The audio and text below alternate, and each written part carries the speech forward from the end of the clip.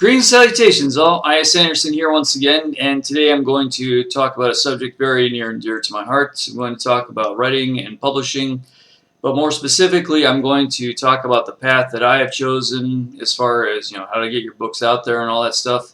I'm going to be talking about self-publishing. Now, when it comes to getting a book published, there's basically two paths you can go on. There are slight variations on these paths, but basically it boils down to two paths. Publishing through a major publishing firm like Random House or Bantam or one of the big ones that you can think of. The second one is to self-publish or indie publish. Now, I'm not going to go too deep into how they work and the advantages and disadvantages of them.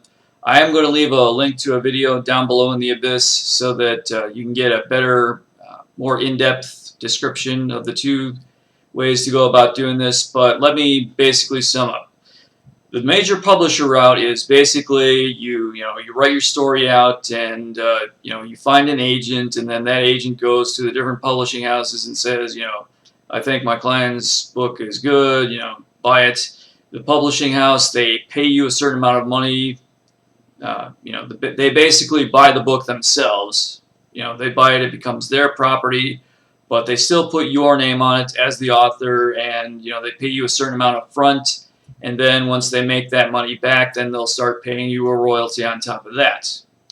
Now, indie publishing, that's basically something different. Basically, indie publishing is you spend all the initial capital up front yourself to get it published or make it available on the web and all that stuff, but you start making money on it right away as soon as you sell.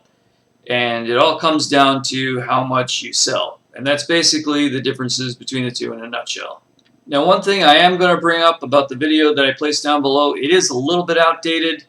It's not exactly done the way the guy in the video describes these days.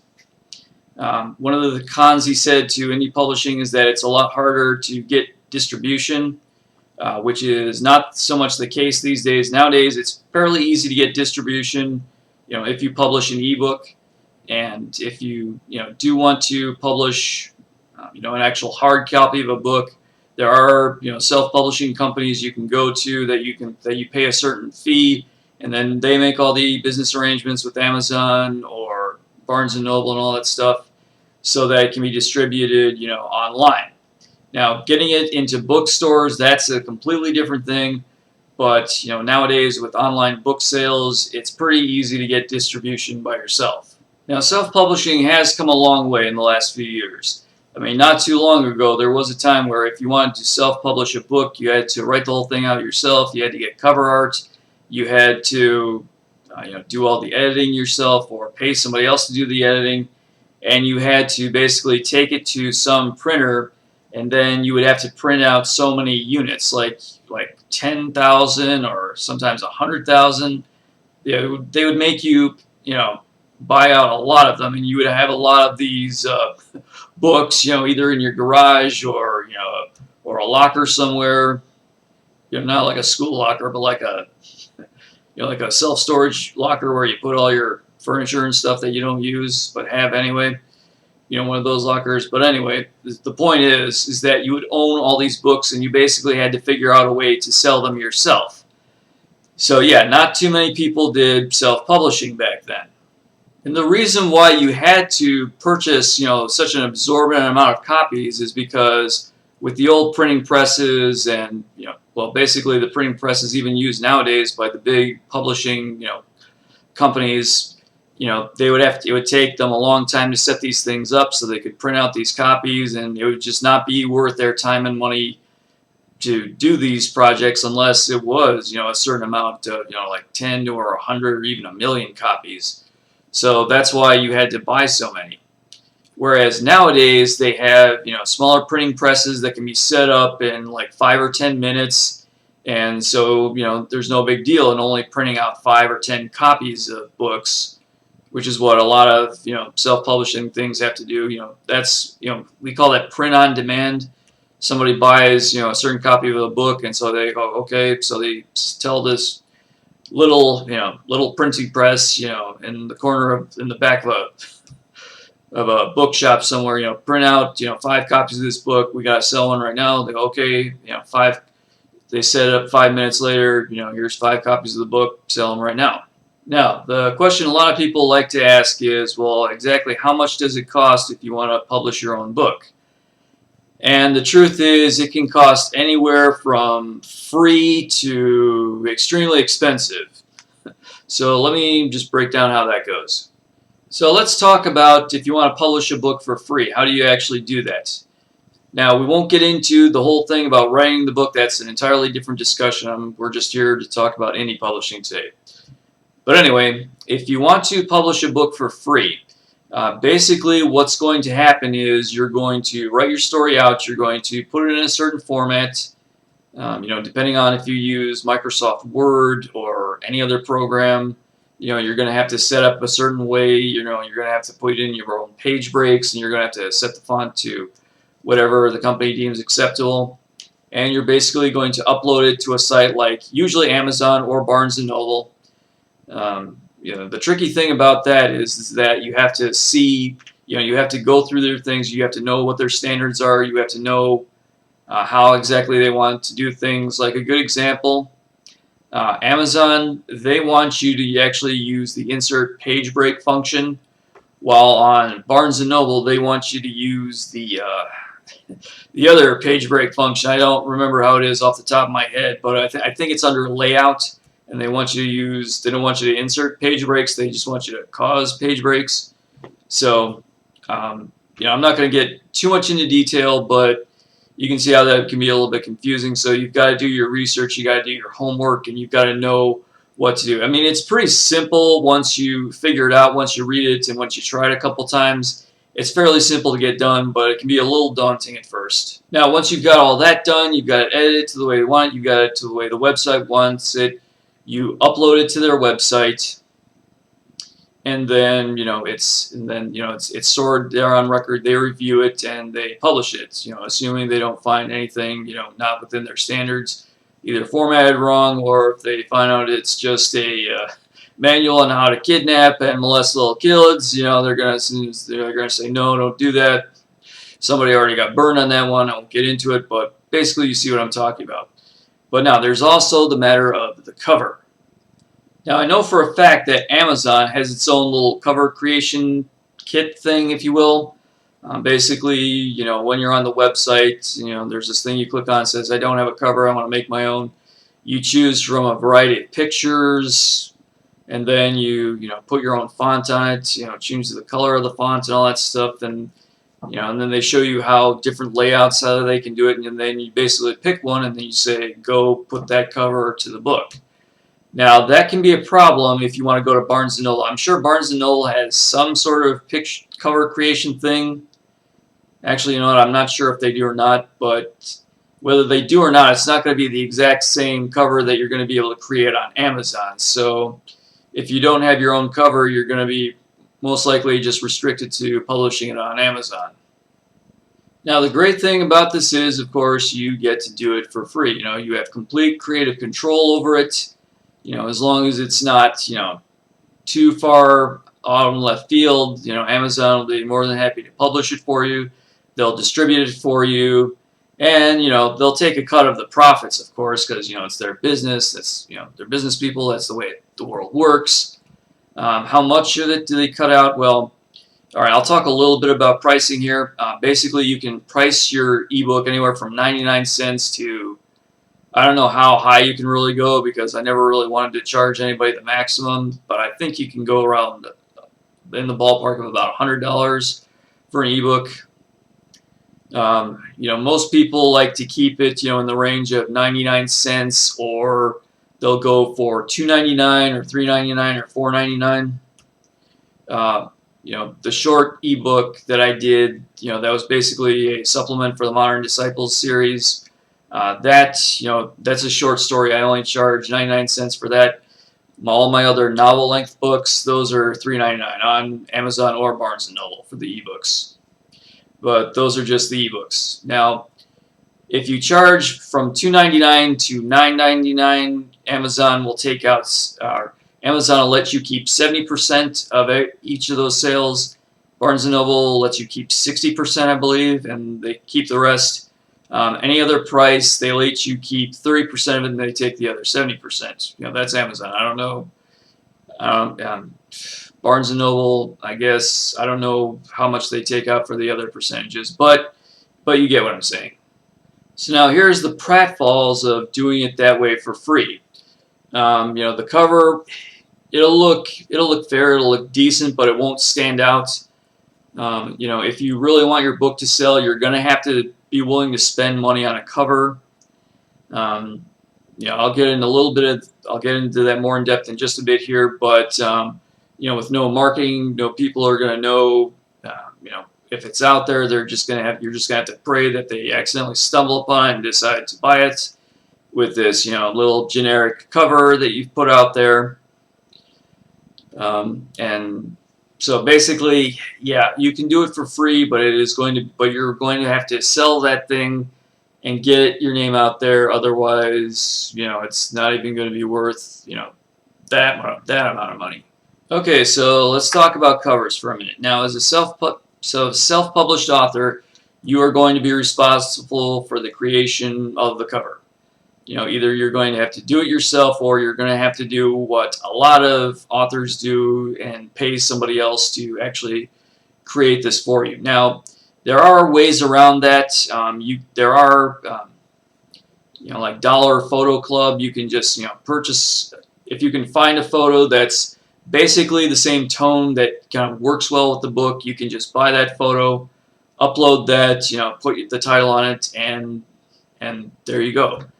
You know, the cover. But if you want something that really stands out, something that's really good, something that it's going to catch people's eye, more than likely you're going to have to pay an artist to draw the thing out or Photoshop something, and you know, they can get fairly expensive depending on how and where you get them and what their reputation is.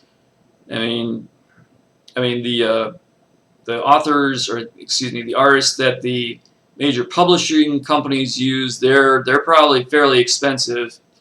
And if you get somebody with that type of background and experience, you're probably going to be spending up to around $1,000 for that. You know, if you get a fairly decent artist who knows what they're doing, they can, you know, you can spend anywhere, like usually around a few $100s to do that. For my last book, Modern Disciples, I was lucky to I actually went on a website that recruits, that sort of hooks up authors and artists, and I actually found someone from Russia who was a pretty good artist. I liked her stuff, and so I said, you know, let's do this, and she came at a fairly reasonable price. Of course, she lives over in Russia, and you know, paying her in U.S. dollars, that translates into a lot more Russian, whatever, I don't know what they use these days. Sorry, but you know. But the bottom line is she came at a pretty reasonable price, and I got a pretty good cover out of it. Now, as far as the other expenses that are involved in self-publishing, it all depends on what you're willing to do yourself and what you want to outsource to somebody else. Now, some things you are going to have to do yourself. You are going to have to take an active part in the marketing of it, either, you know, through social media or, you know, buying articles in the paper, something like that. I mean, you are going to have to take an active role, but sometimes people will want to hire publicists. They'll want to hire somebody who knows more about social media than them.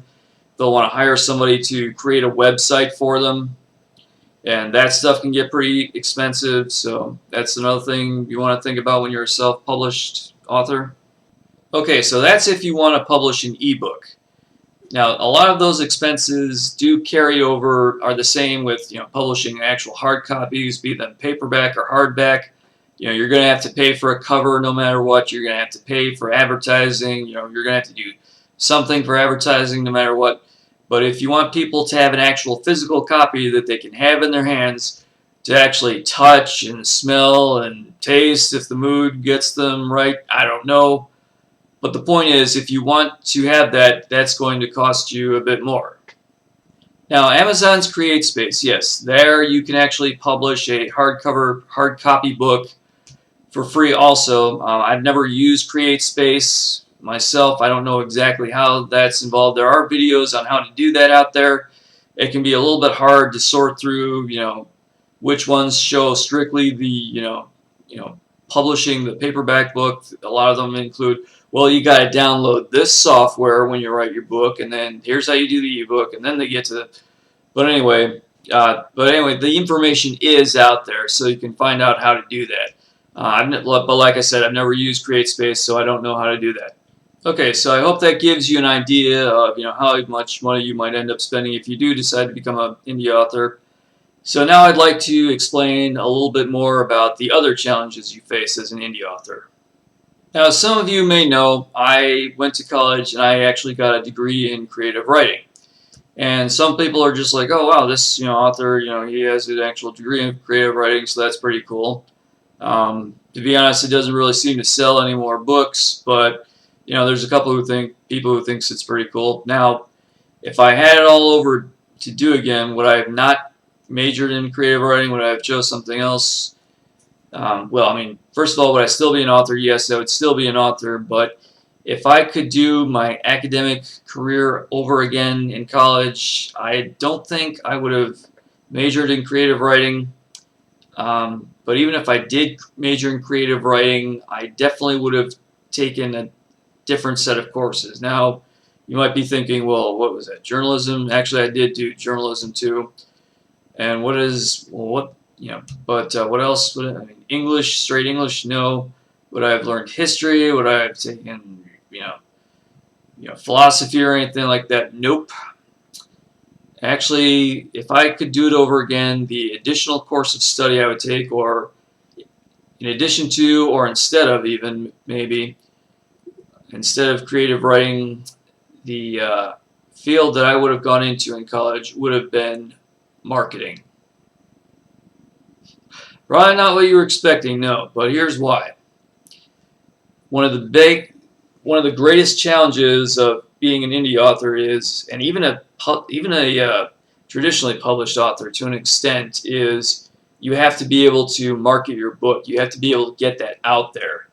And I think if you even minor in marketing, or even take a few marketing courses in college, or just take a few courses on how to market, outside of college or wherever, I think would probably give you a great advantage, especially if it focuses on, marketing nowadays through social media, because, I mean, I'll admit I'm not a great marketer.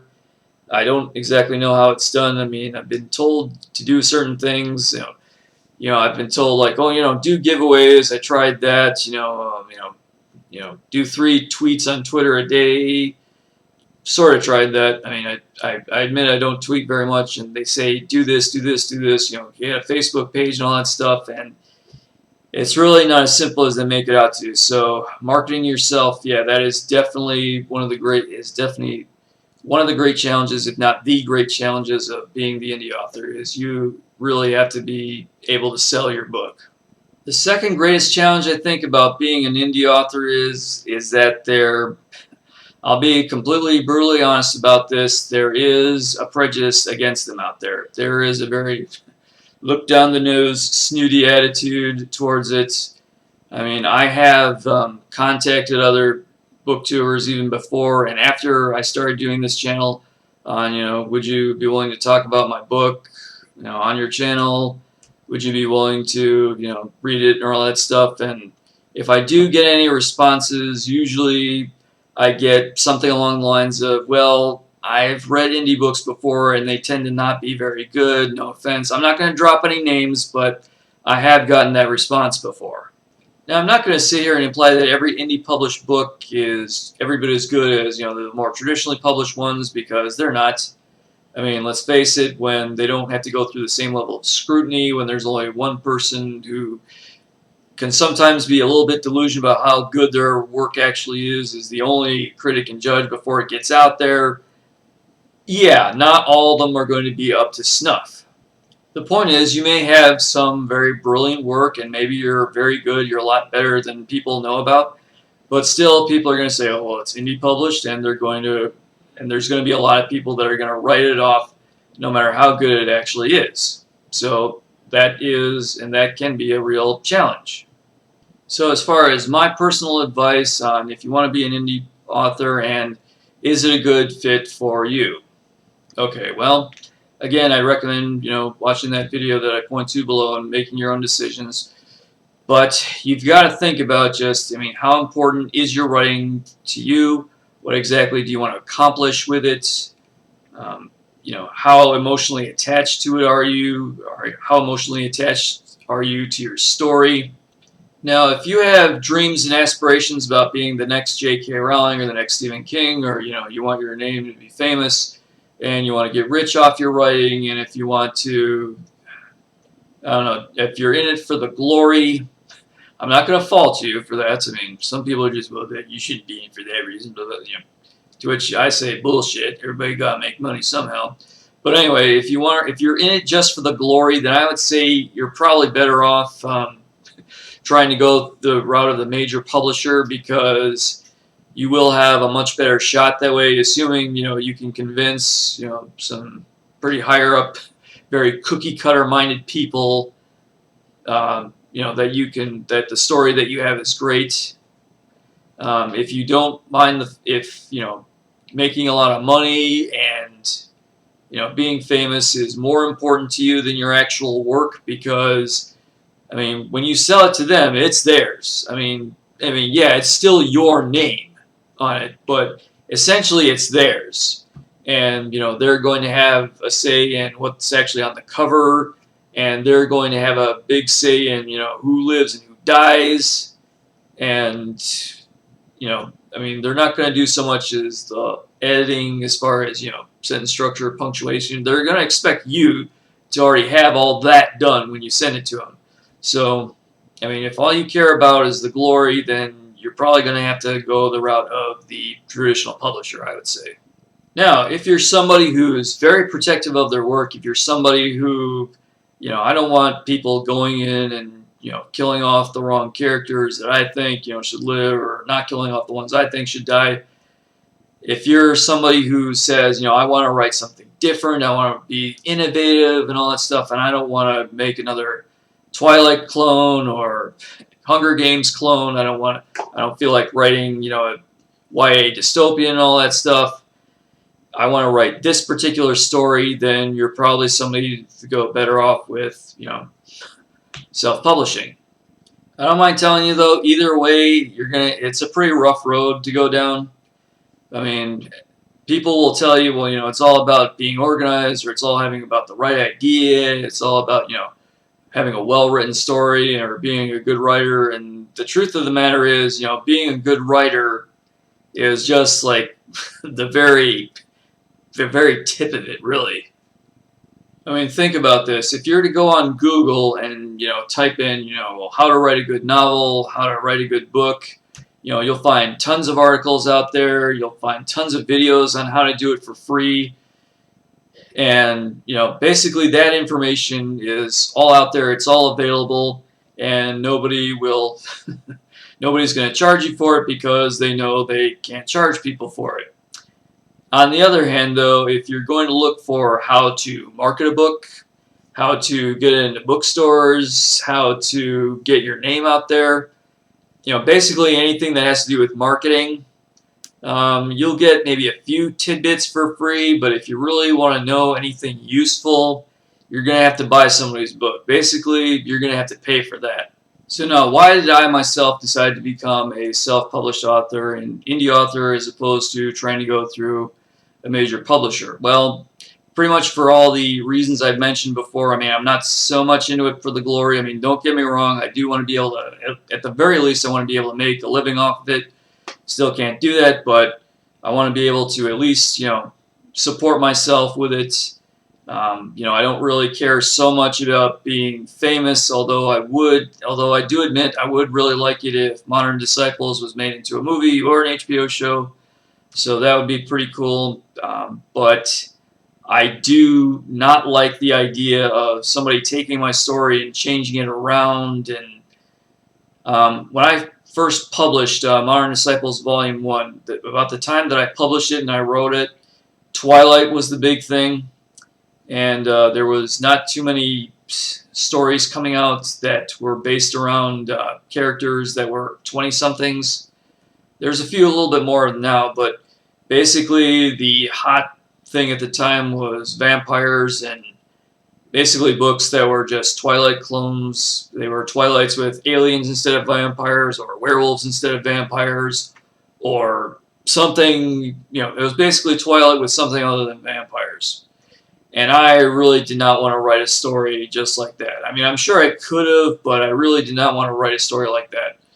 Nowadays it's a little bit more, well, I don't know, I think we're kind of past the dystopian thing by now, but I mean, there was a time when a lot of dystopian novels were coming out simply because, the Hunger Games, everybody loved the Hunger Games, so then everybody started doing dystopian, and I really don't want to, I don't really want to write a story that's trendy.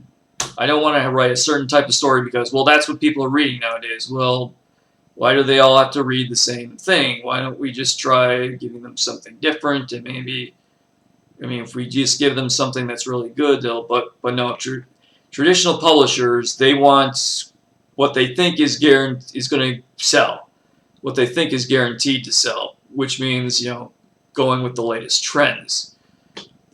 I talked about this a little bit in my review of Control by Lydia Kang. When I read that story, I was thinking, well, was this really supposed to be like a dystopian world?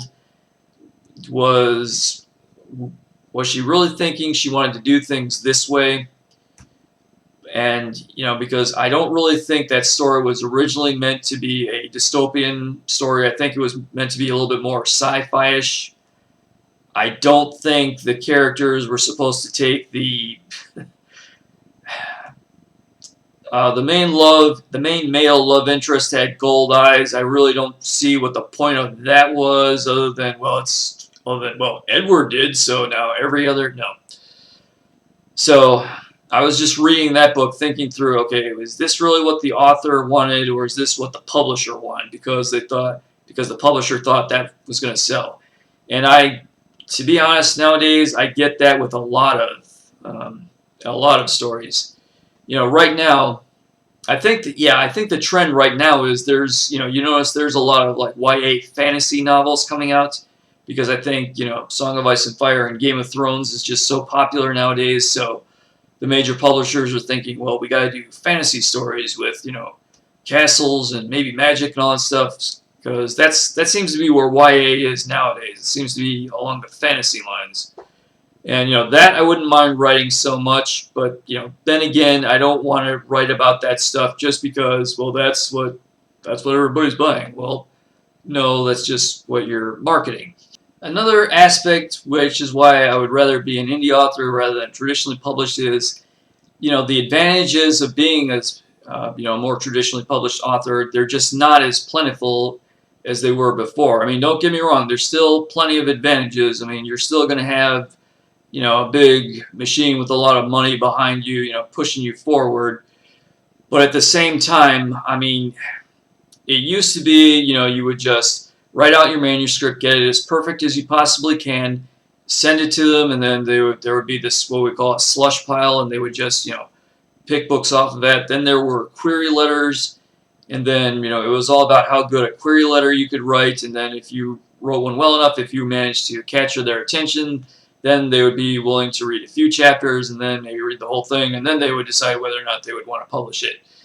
Nowadays, you've got to send it to an agent, and then, you've got to go through this whole process with, impressing the agent, getting the agent to sign on with you, and then you got to go through the whole thing again with the publishers. So basically, they just, I don't know, somehow apparently this process made it a lot easier on the publishers, but it just made everything twice as difficult for the authors. I mean, another thing is nowadays you already have to have a pretty good reputation before, these traditional publishing places will even consider you. I mean, a lot of people get into self-publishing with the idea of, well, I want to be with one of these major publishers someday. So if I get myself published out there, and if I get enough sold, then maybe, a more traditional publisher will pick me up. I mean, that's why a lot of people self-publish these days. So with traditional publishing getting more and more and more and more and more difficult, and self-publishing becoming more and more and more and more easy, you could see why it's starting to trend towards the indie publishing. Now, will traditional publishing ever go away?